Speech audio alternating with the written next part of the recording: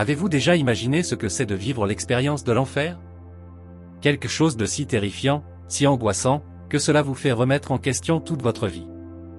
Mais le plus impressionnant dans tout ça, c'est qu'après avoir survécu à cela, il a trouvé quelque chose d'encore plus puissant, la rédemption en Jésus-Christ.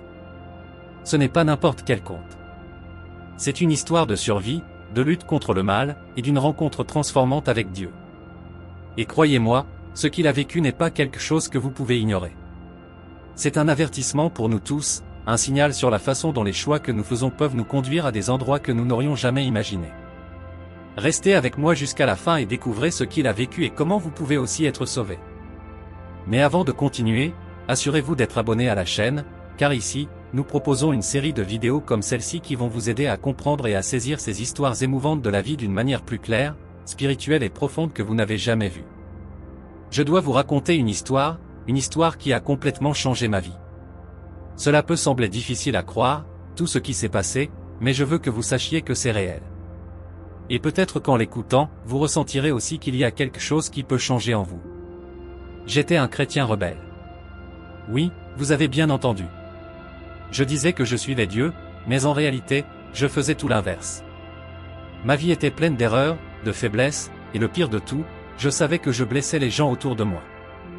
Mais je m'en fichais. J'étais marié, j'avais 4 enfants, et vous savez, de l'extérieur, on aurait dit que j'avais une vie normale. Mais à l'intérieur de moi, une guerre se déroulait. J'étais prisonnier de mon orgueil, de mes désirs, et j'ai commis la pire erreur de ma vie. J'ai trompé ma femme. Oui, je l'ai trompée. Et ce n'était pas qu'une seule fois. J'ai amené une autre femme dans notre maison.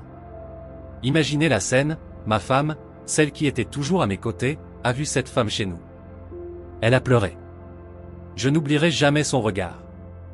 C'était comme si je lui avais arraché le cœur et écrasé. Mais vous pensez que je me suis arrêté là? Non, je ne me suis pas arrêté. J'ai continué à la blesser, vivant comme si mes mauvais choix n'avaient aucune conséquence. Elle savait qu'elle ne pouvait pas me quitter à cause de ses difficultés financières, alors elle supportait. Elle souffrait en silence, mais savez-vous ce qu'elle faisait? Elle priait. Oui, pendant que je la blessais, elle se mettait à genoux et suppliait Dieu. Une nuit, après avoir vu une fois de plus sa souffrance, quelque chose m'a touché. Ce n'était pas du remords, c'était quelque chose de différent. Je suis allé dans la chambre et je me suis mis à genoux. Pour la première fois depuis longtemps, j'ai prié. J'ai dit, Seigneur, je ne sais pas ce qui m'arrive. Pourquoi je fais ça? J'ai besoin d'aide. Mais la transformation n'est pas survenue immédiatement. Ce n'était pas magique. J'étais encore cet homme perdu, vivant dans l'erreur, mais ces prières, les prières de ma femme, ont commencé à me troubler. Savez-vous ce que c'est que de regarder dans un miroir et de détester ce que vous voyez? C'est ce que je ressentais. Je voyais un homme qui avait tout pour être bon, mais qui choisissait d'être le pire. Et cela m'a conduit à un moment décisif. Un jour ordinaire, alors que j'étais seul, quelque chose s'est passé. J'ai ressenti une présence tellement forte, tellement accablante, que je n'ai pas pu rester debout. Je suis tombé au sol, en pleurant. Et c'est à ce moment-là que Jésus est apparu devant moi. Oui, il était là, devant moi. Il n'a pas eu besoin de dire beaucoup de choses, sa présence disait tout. Il m'a montré ce que je faisais, le chemin de destruction que j'avais choisi, et ce qui m'attendait si je ne changeais pas. J'ai vu l'enfer. J'ai vu comment mes choix pouvaient m'y conduire. Et savez-vous quoi d'autre? J'ai vu à quel point je détruisais la vie de ma femme et de mes enfants. C'était comme si j'avais été transporté dans un abîme, un endroit de ténèbres profondes, où les ombres se déplaçaient et se tordaient.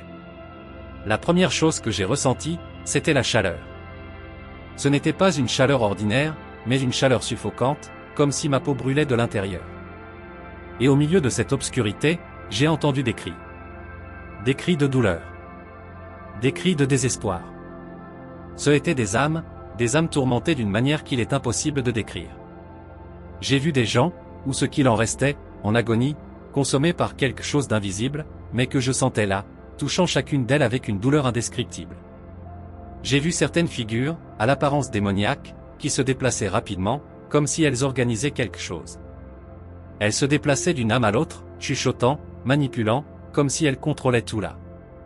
C'était une vision de destruction. Une vision de comment le péché et la rébellion, que j'avais moi-même choisi, conduisait ces âmes à cette souffrance éternelle. J'ai aussi vu des personnes que je connaissais. Des gens de mon église, qui autrefois prêchaient l'évangile, mais qui s'étaient éloignés de la foi. J'ai vu les visages de quelques amis, qui ne savaient peut-être pas à quel point ils étaient en danger. J'ai même vu des membres de ma famille, ce qui m'a rendu encore plus conscient de la manière dont mes propres choix affectaient les personnes que j'aimais le plus. Mais le plus douloureux, ce fut lorsque je réalisai que, d'une certaine manière, mon péché et ma rébellion étaient utilisés comme des instruments de destruction. J'ai ressenti un poids profond en voyant la douleur de ceux qui, sans savoir, payaient pour mes fautes. Ma femme, mes enfants. Je les voyais être tourmentés par ma désobéissance. Et cela a frappé mon cœur, une prise de conscience dévastatrice que mes choix ne concernaient pas seulement moi, mais qu'ils affectaient tous ceux qui m'entouraient. Mon pasteur, l'homme qui m'avait guidé et enseigné l'Évangile, était aussi là. Il était dans un lieu de douleur profonde. Je savais qu'il n'avait pas été fidèle à son appel, qu'il n'avait pas vécu selon l'Évangile, et cela l'avait conduit à ce destin terrible. Les larmes qu'il versait étaient comme des cris silencieux, et je sentais le poids de cela dans ma propre poitrine.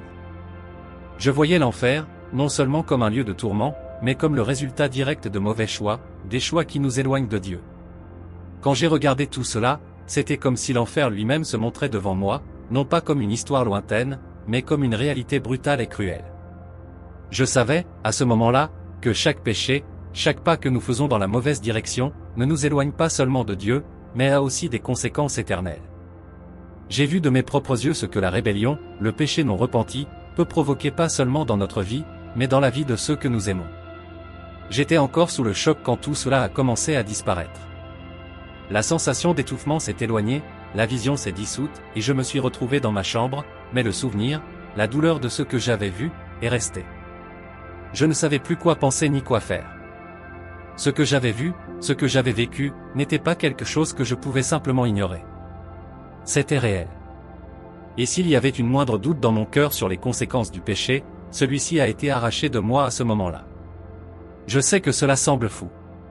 Je sais que beaucoup de gens peut-être ne croiront pas ce que je dis. Mais je l'ai vécu. J'ai vu l'enfer d'une manière qui m'a fait comprendre, de façon claire et douloureuse, que nos choix nous conduisent vraiment dans des endroits que nous ne pouvons même pas imaginer. J'ai vu la souffrance des personnes éloignées de Dieu, qui avaient rejeté son pardon, et j'ai vu l'impact de mes propres échecs, de mes propres choix, sur les autres. Et c'est de cela que je veux continuer à parler avec vous. Parce que si j'ai vu cela, si je l'ai vécu, je ne peux pas ignorer. Je ne peux pas simplement passer à autre chose comme si rien ne s'était passé. L'enfer n'est pas seulement une idée floue ou une métaphore, c'est une réalité. Et maintenant, plus que jamais, je sais que la seule manière d'éviter cela, de changer le destin de nos vies, c'est de vivre selon l'évangile de Jésus-Christ. Après cette vision de l'enfer, j'étais complètement brisé. Les images de ces âmes tourmentées, de mes propres erreurs et de la souffrance de ma famille, sont restées gravées dans mon esprit. Je ne pouvais plus ignorer la gravité de ce qui se passait.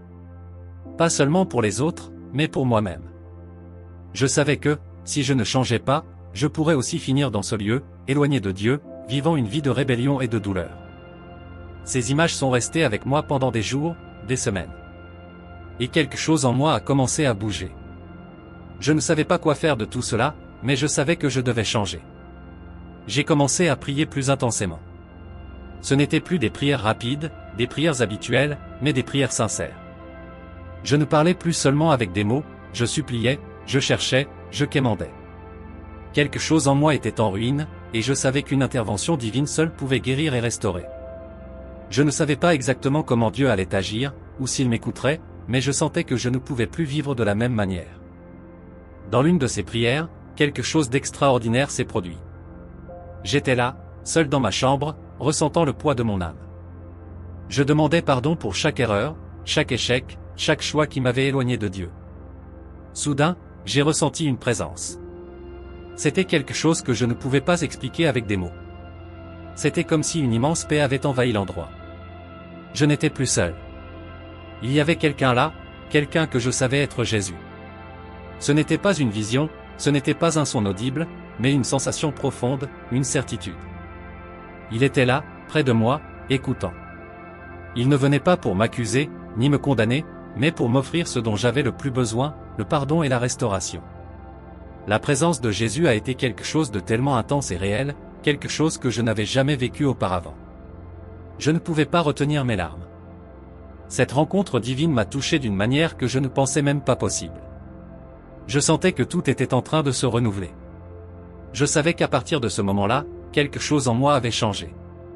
J'ai ressenti, d'une manière très claire, que l'Esprit Saint me touchait, me transformait, et cela a été le début d'un éveil spirituel profond. Je savais que je ne pouvais plus continuer à vivre de la manière dont je vivais. J'avais échoué de nombreuses manières, mais maintenant je voyais devant moi une nouvelle opportunité, une chance de changer, de faire les choses différemment.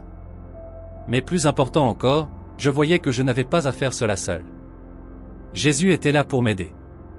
Il n'est pas venu seulement pour me sauver de l'enfer, mais pour me guider vers une nouvelle vie, une vie de repentance, de pardon, de grâce. Ce moment n'a pas été simplement une expérience spirituelle, il a été le début d'un véritable changement de cœur. Je me suis complètement remis entre ses mains. Ce n'était pas une décision rationnelle, mais une remise totale. J'ai dit de toutes mes forces que je voulais vivre pour Dieu, que je voulais faire les choses correctement. J'ai demandé pardon, et j'ai senti comme si tout le poids de la culpabilité, de la honte, des mauvais choix avait été enlevé de moi. Je n'étais plus la même personne. Les semaines qui ont suivi ont été intenses. Je savais qu'il y avait encore beaucoup à changer en moi, que je devais travailler pour laisser derrière moi tout ce qui m'éloignait de Dieu.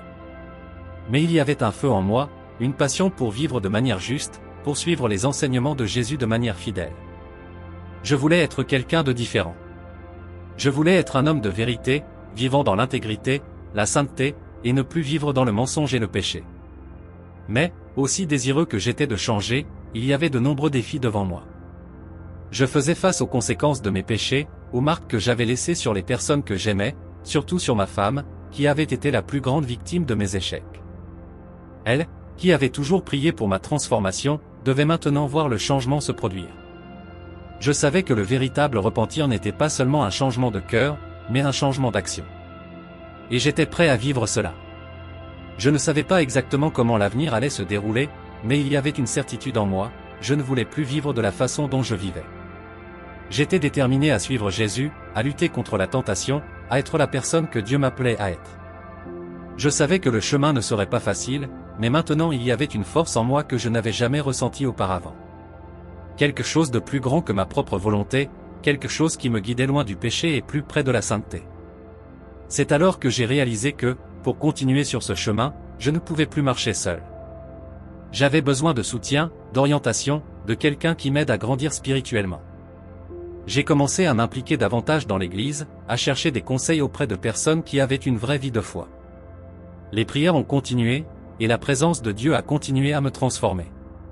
Chaque jour était une occasion de vivre de manière plus juste, plus proche du plan que Dieu avait pour ma vie. Je savais que le processus de transformation serait long, mais je savais aussi que, si je restais ferme, Jésus serait avec moi, m'aidant, me soutenant. Peu importait ce qu'avait été le passé, ce qui importait, c'était ce que je choisirais d'être maintenant. Je choisissais la lumière. Je choisissais la vérité. Et cette décision, ce choix, commençait tout juste à me conduire sur un chemin de transformation totale. Après cet éveil spirituel, les choses ont commencé à changer dans ma vie de manière que je n'aurais jamais pu imaginer. Les prières, les lectures bibliques et le désir de vivre une vie authentique ont commencé à ouvrir mes yeux sur un monde bien plus vaste que celui que je voyais tous les jours. J'étais plus attentif au message de Dieu, et, au milieu de cela, j'ai commencé à percevoir quelque chose de plus profond et de perturbant. C'était comme si les voiles de ma vie étaient en train d'être enlevés un à un. J'ai commencé à avoir des visions, des perceptions qui allaient au-delà de ce que mes yeux physiques pouvaient voir. Ce n'étaient pas de simples imaginaires ou délires, mais des moments de clarté qui venaient d'un lieu profond, d'une réalité que je ne pouvais pas comprendre pleinement. Je ne savais pas ce qui se passait, mais je savais que c'était quelque chose de divin. Ces révélations étaient troublantes. Elles ne concernaient pas seulement ma vie personnelle ou ma famille, mais aussi le monde qui m'entourait. J'ai commencé à voir plus clairement comment les grandes industries, les systèmes de pouvoir, et même les forces derrière les gouvernements étaient manipulés. Il semblait que ceux qui étaient au contrôle, ceux qui devaient protéger et prendre soin, étaient impliqués dans un réseau de corruption beaucoup plus vaste. Je voyais, de manière vivante, comment certaines industries étaient utilisées non pas pour le bien de l'humanité, mais pour déformer le but même de la création de Dieu. La science, par exemple, n'était pas utilisée pour guérir ou restaurer, mais pour altérer la création de Dieu. des expériences génétiques, des manipulations de la biologie humaine et animale, tout cela était fait au nom des progrès technologiques et des profits financiers, sans considérer le prix moral et spirituel que cela entraînerait. Les visions des forces démoniaques derrière ces activités m'ont profondément choqué. Ce n'était pas seulement des idées ou des théories, mais une sensation palpable que quelque chose de malveillant était en train d'être semé dans le cœur de l'humanité. Je voyais comment le mal s'infiltrait dans tous les secteurs, les industries pharmaceutiques, les grandes corporations, la politique, et même dans certaines églises. Ce n'était pas seulement la corruption morale, mais un plan plus profond pour corrompre la création divine. Chaque petite action était tirée vers un schéma plus grand, une agenda visant à détourner l'humanité de l'objectif original de Dieu et à le remplacer par quelque chose de faux, destructeur et inhumain. Mais la révélation ne s'arrêtait pas là. Ce qui était le plus effrayant, c'était de voir que ces forces ne se contentaient pas de rester dans l'ombre, elles tentaient activement de tromper les gens, de les manipuler, les plongeant dans un état de cécité spirituelle. Je voyais comment la société, en général, était poussée vers un abîme de mensonges. Ce qui semblait être du progrès, de l'innovation et de l'avancée était en réalité en train de créer une société plus isolée, plus déconnectée de Dieu et de la vérité. Ceux qui s'opposaient à cet agenda étaient réduits au silence, ridiculisés, ou même éliminés de manière subtile, à travers la manipulation de l'information et du pouvoir. Il y avait une stratégie en cours, et elle était bien plus profonde que je ne pouvais complètement comprendre à l'époque. Je sentais que Dieu me révélait ces choses pour que je ne sois pas trompé, pour que je puisse comprendre ce qui se passait dans le monde et savoir comment me protéger spirituellement. Chaque fragment de cette vision me faisait comprendre que la bataille que nous menions n'était pas seulement contre ce que les yeux pouvaient voir, mais contre des forces invisibles et puissantes qui se mouvaient derrière tout. Ces forces tentaient de réécrire la moralité, de corrompre la vérité et de détruire la création de Dieu de l'intérieur. C'était un sentiment d'urgence. Je savais que je n'étais pas seul, et que Dieu me guidait, mais en même temps, je voyais à quel point les défis étaient grands. Je devais partager ce que j'apprenais, alerter ceux qui m'entouraient. Je sentais que si plus de gens savaient cela, nous pourrions résister davantage à cette attaque invisible. Mais je savais aussi que beaucoup seraient aveugles à ces réalités, trop préoccupés par les distractions du quotidien, par les mensonges qui étaient présentés comme des vérités.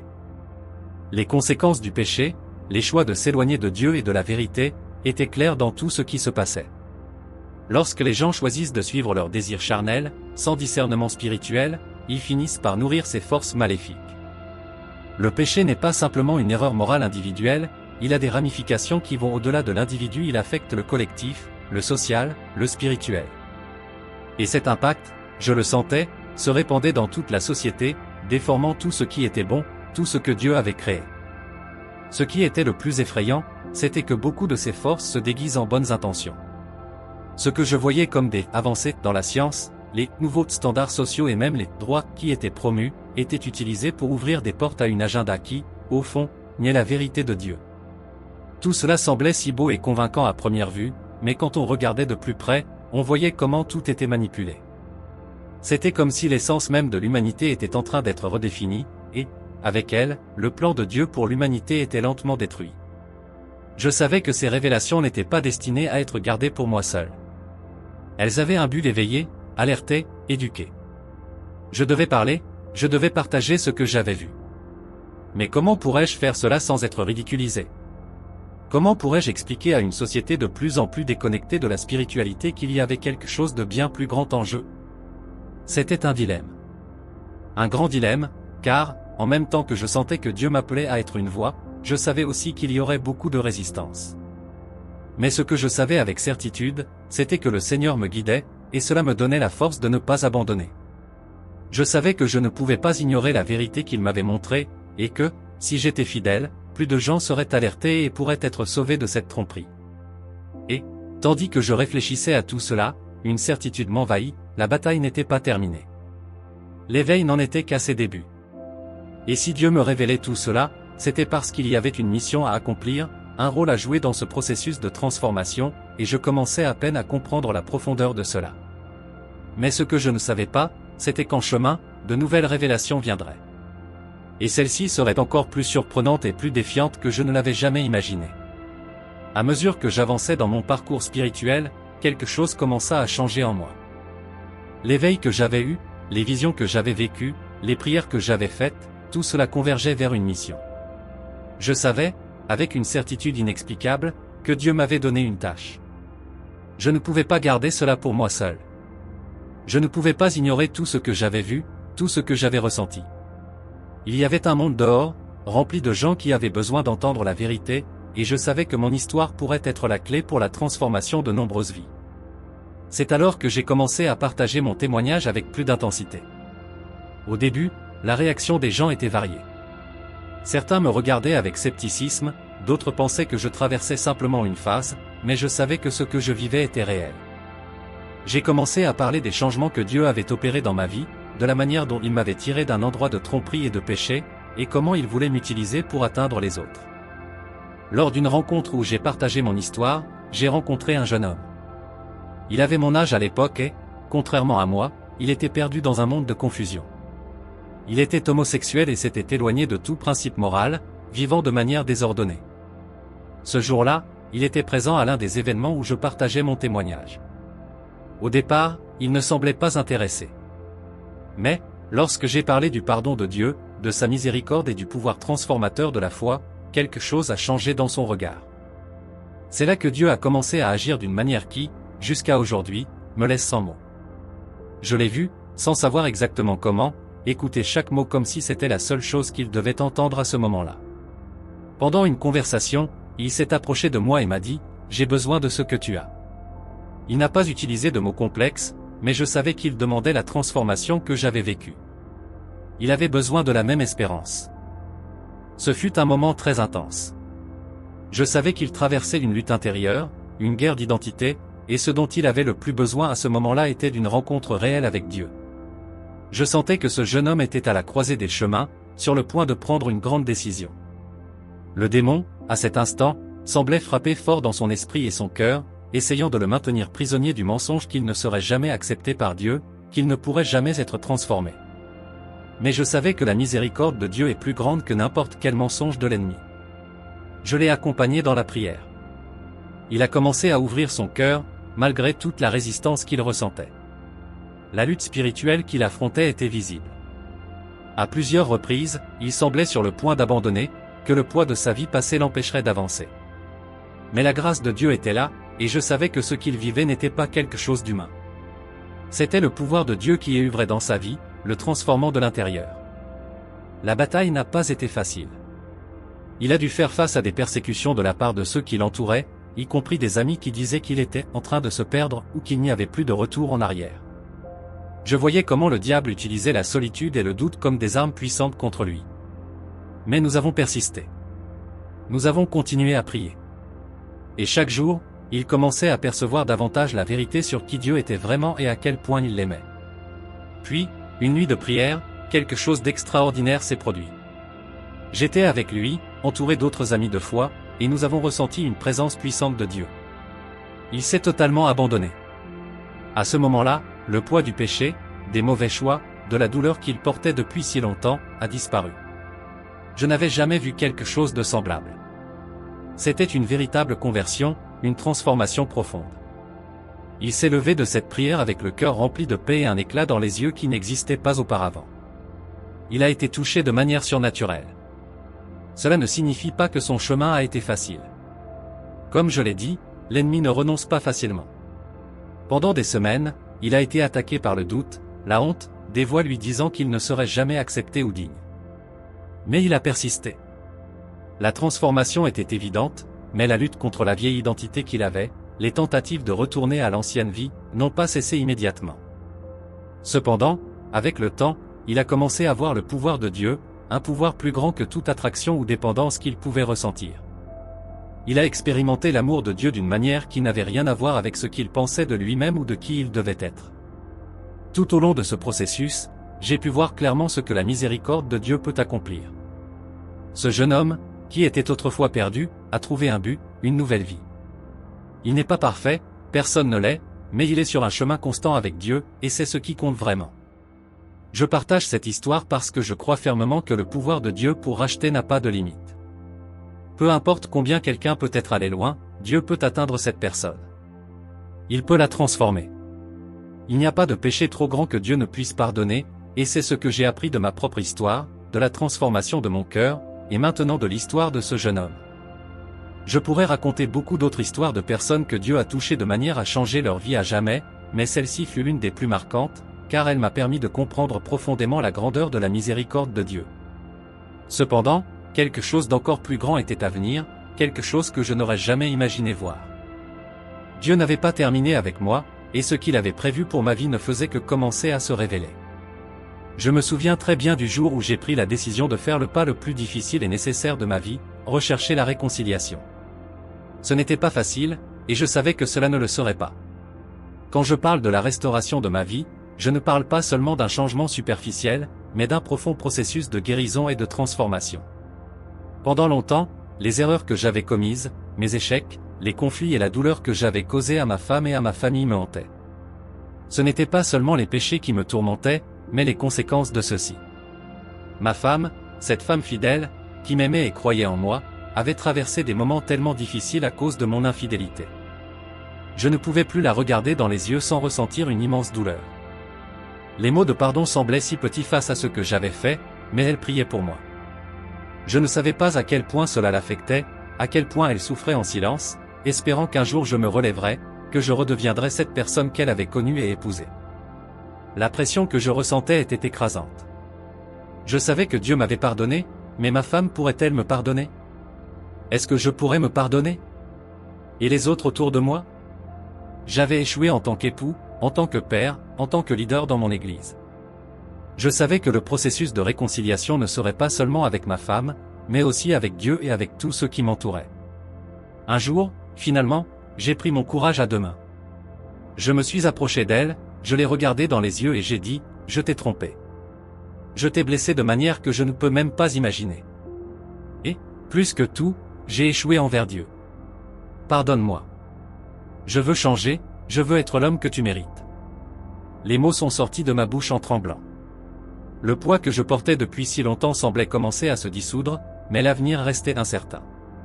Elle m'a regardé en silence, pendant quelques instants qui m'ont paru une éternité. Je ne savais pas si elle me croyait ou si les blessures étaient encore trop profondes pour qu'elle me pardonne. Mais alors, quelque chose s'est produit. J'ai vu dans ses yeux non seulement de la douleur, mais aussi de la compassion. Elle a pris une profonde inspiration et, les larmes aux yeux, elle a dit, « Je te pardonne, mais tu dois être plus que des mots. Je crois en toi. Je sais que Dieu peut te restaurer. » Ce moment a été décisif. Je savais que j'étais devant quelque chose de plus grand que moi. Ce n'était pas seulement une demande de pardon, mais une opportunité de recommencement, non seulement avec elle, mais avec Dieu. Je me sentais comme un homme renouvelé. Bien sûr, la guérison ne serait pas immédiate, la confiance ne serait pas restaurée du jour au lendemain, mais à cet instant, je savais qu'une nouvelle étape de guérison commençait, et qu'il n'y aurait pas de retour en arrière. Je devais aller de l'avant, être digne de sa confiance à nouveau, de manière concrète. J'ai réalisé, au cours de ce cheminement de restauration, qu'il y avait aussi des conflits dans mon église. J'avais échoué en tant que leader, échoué en permettant que de petites disputes et malentendus deviennent des barrières entre les frères.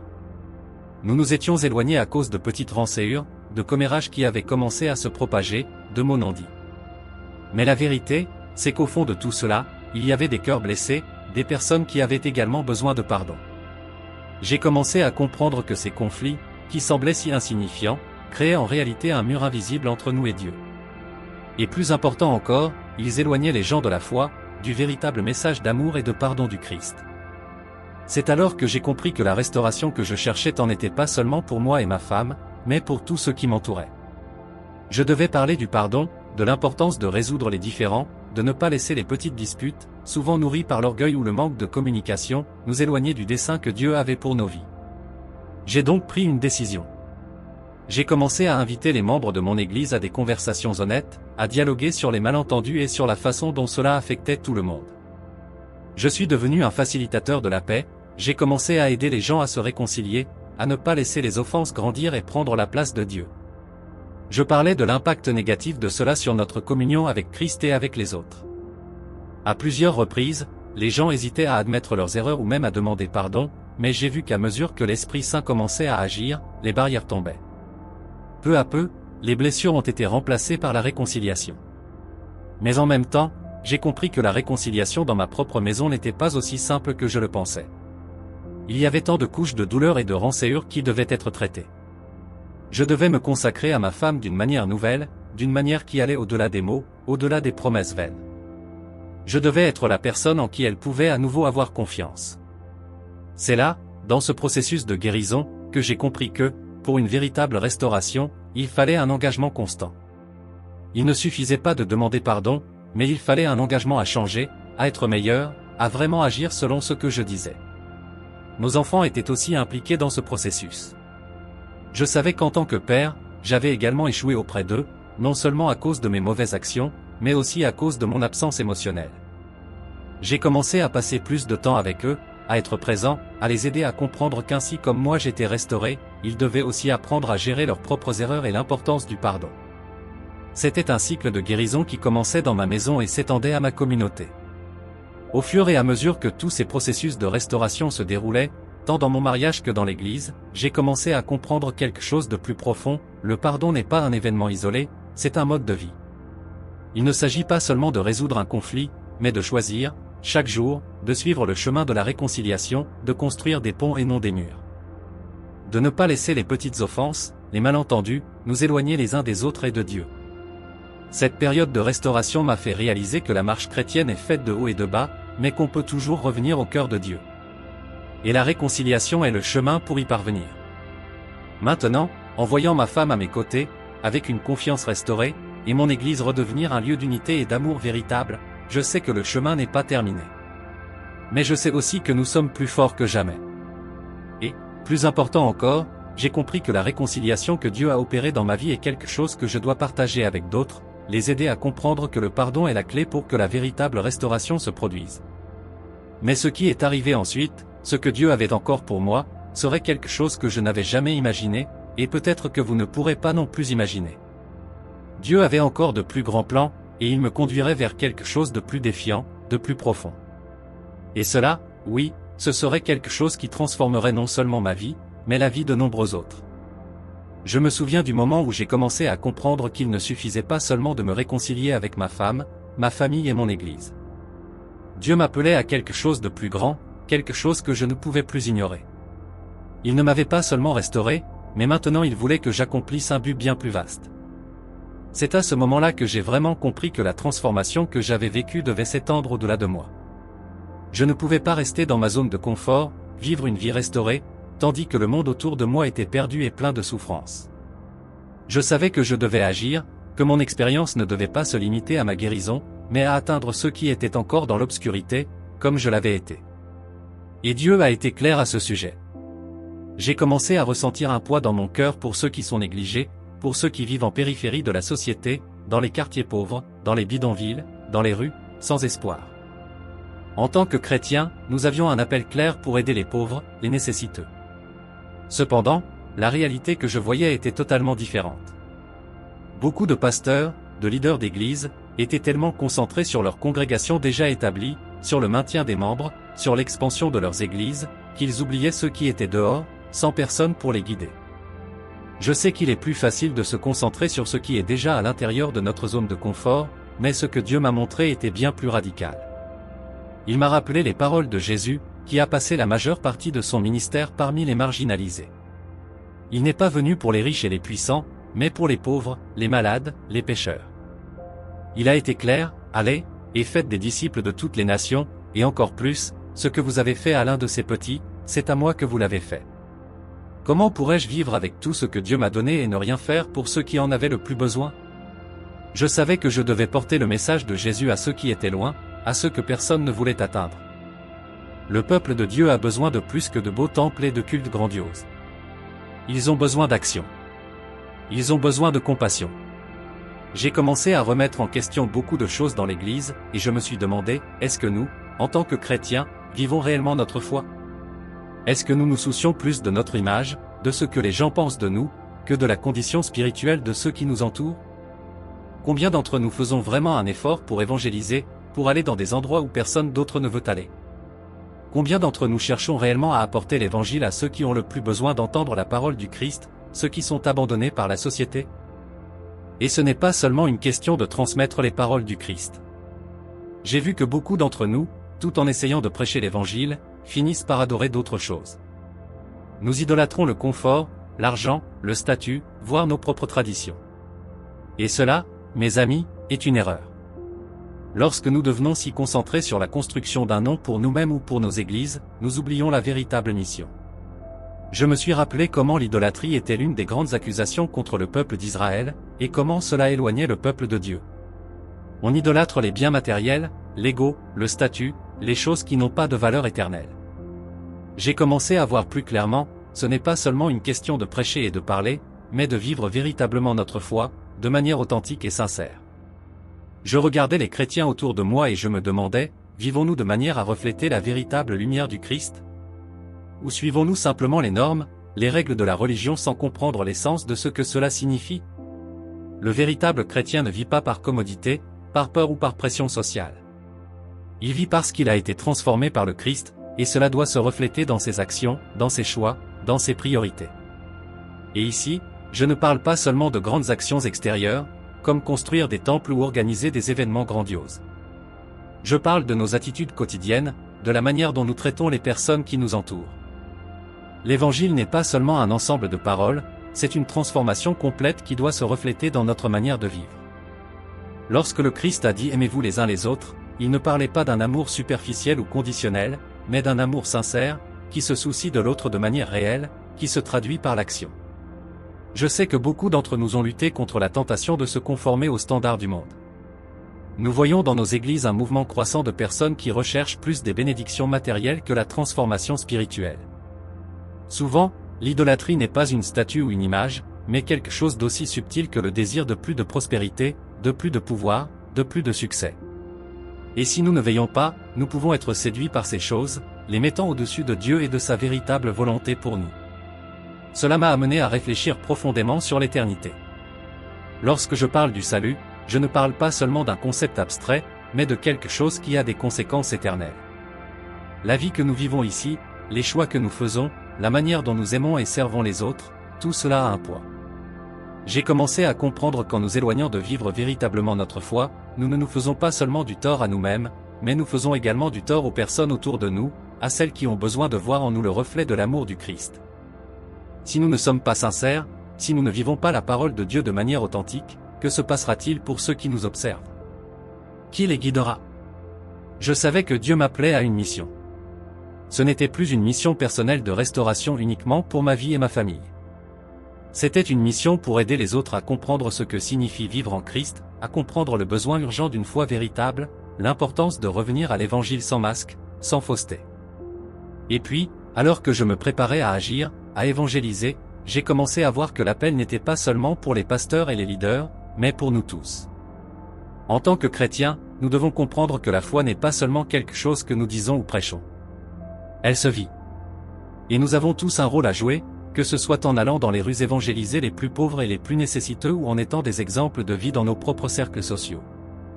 Maintenant, en regardant l'avenir, je sais que ce que Dieu m'a demandé n'est pas une tâche facile. Ce ne sera pas rapide, ni sans résistance. Et même si je me prépare pour cette mission, je sais que ce qui est à venir exigera de moi bien plus que ce que je peux imaginer. Mais, par la grâce de Dieu, je sais que je peux marcher sur ce chemin. Le monde a besoin de plus de Christ, et c'est notre responsabilité, en tant que chrétiens, d'apporter cette lumière à tous, sans exception, sans excuse. Passant par toute cette aventure, une chose est claire, peu importe combien vous êtes allé loin, peu importe combien vous vous êtes perdu ou vous êtes égaré, il y a toujours de l'espoir. Ce n'est pas la fin. Je le sais parce que je suis passé par là. J'ai vu de près la miséricorde de Dieu, et je peux vous garantir qu'il vous attend, les bras ouverts. La vérité est que nous sommes tous des pécheurs. Nous avons tous péché, échoué, pris de mauvaises décisions qui nous éloignent de Dieu. Moi-même, j'ai vécu cela, mais aujourd'hui je peux vous dire avec certitude, Jésus est la seule réponse. Il est le chemin, la vérité et la vie. Peu importe la grandeur de votre péché, Jésus a déjà payé le prix pour tout cela sur la croix. Il est mort pour vous et pour moi, et plus que cela, il est ressuscité pour nous donner une nouvelle vie, une vie abondante, une vie éternelle avec lui. Si vous regardez cette vidéo et que vous ressentez dans votre cœur qu'il est temps de changer, je vous invite à faire la chose la plus importante de votre vie, confesser vos péchés à Dieu, vous repentir de tout ce que vous avez fait de mal et accepter Jésus-Christ comme votre seul et unique sauveur. Il est la seule réponse à vos problèmes, l'unique espoir qui ne faillit pas. Il veut transformer votre vie et vous donner la paix que le monde ne peut offrir. Vous n'êtes pas seul, et il n'est jamais trop tard pour changer. La miséricorde de Dieu est infinie, et il est prêt à vous embrasser et vous donner une nouvelle chance. Il y a de l'espoir, il y a de la vie, il y a du pardon et, plus que tout, il y a la promesse d'une éternité avec lui. Si vous avez pris la décision de vous rendre à Jésus, faites-le maintenant dans la prière. Ne tardez pas, remettez votre vie entre ses mains et permettez-lui de faire une œuvre merveilleuse dans votre cœur. Écrivez dans les commentaires, « Je t'accepte Jésus comme mon seul et unique sauveur ». Si cette vidéo vous a touché d'une manière ou d'une autre, partagez-la avec d'autres. Ne gardez pas ce message pour vous. Et si vous ne vous êtes pas encore inscrit à la chaîne, faites-le maintenant. Activez la cloche pour ne manquer aucun contenu qui pourrait transformer votre vie. Rappelez-vous, vous n'êtes pas seul dans ce voyage. Jésus veut marcher avec vous. Et, tout comme il a agi dans ma vie, il peut faire des miracles dans la vôtre aussi. Partagez cette vidéo avec ceux que vous savez avoir besoin d'entendre ce message. Que Dieu vous bénisse, et rappelez-vous, le meilleur reste à venir.